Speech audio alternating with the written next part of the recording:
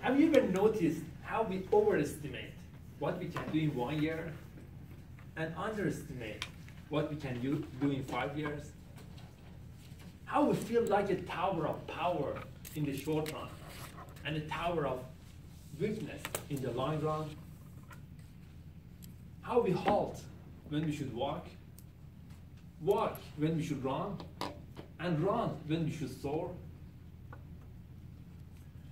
Mr. Chairperson, Toastmasters and guests, do you remember a day when you'd refuse to give up, even though the odds were against you? You wanted to go forward and do your best.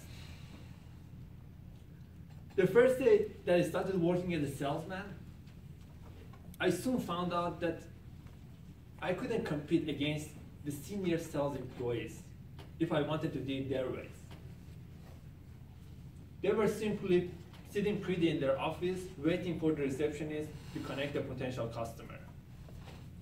I decided to make my own sandbox and let them play theirs.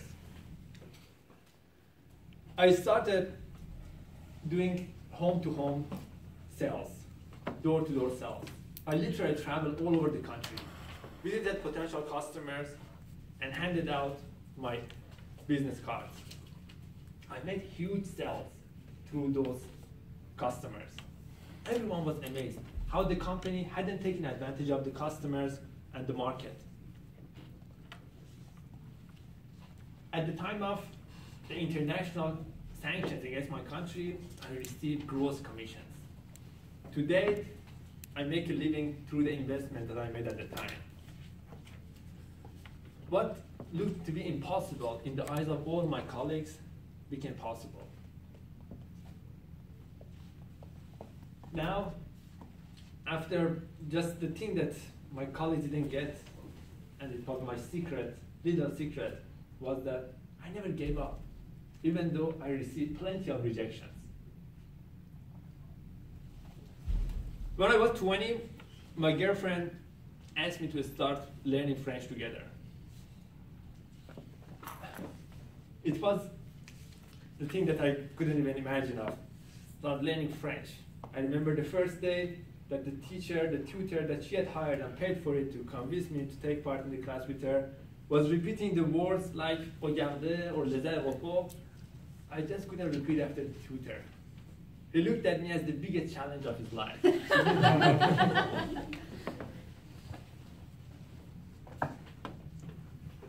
To the contrary, my girlfriend was sharp. She learned everything fast, did her homework, and started speaking French pretty well. I never gave up. I looked at French as my lifetime challenge. I took part in numerous French classes, just as what I'm doing now with Toastmasters. I became a French language freak. Just a couple of months ago, I reached my highest level of achievement, which was winning a French contest in the only Francophone province in North America.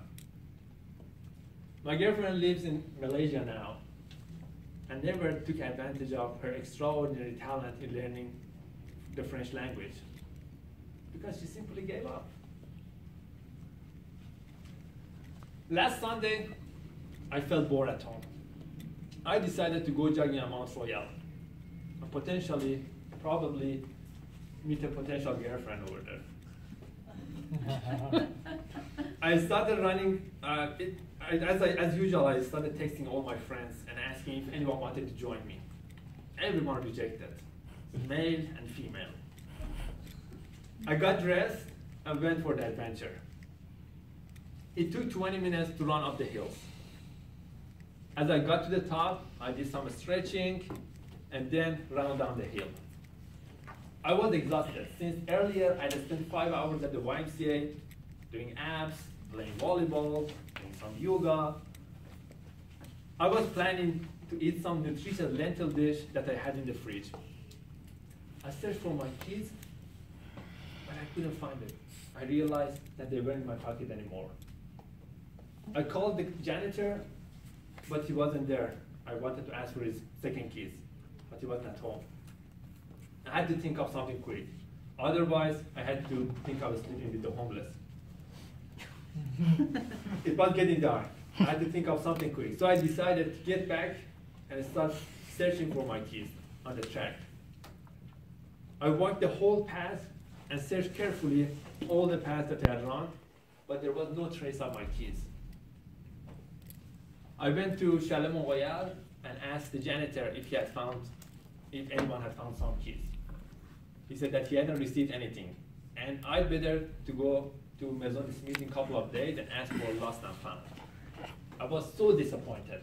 I started running down the hill hopelessly, but still keeping an eye open on the track. I was thinking that the best thing that could happen to me was finding my keys. Suddenly, I saw my keys on the track right in front of me. I felt like $1 million. I picked them up and put it in my pocket. I ran the rest of the track with an unbelievable energy. I was so proud of myself and not giving up on my keys. I got home and I was inspired to write this speech. I looked back on my life and I saw how I had been rewarded whenever I refused to give up. Think about the moment when you refused to give up. The odds were against you, but you made the impossible possible. Life rewards the bold and the brave. Whatever we have taken for granted now has been the result of someone, somewhere, who refused to give up. My fellow friends, let's stick with it. Don't give up and be a fighter.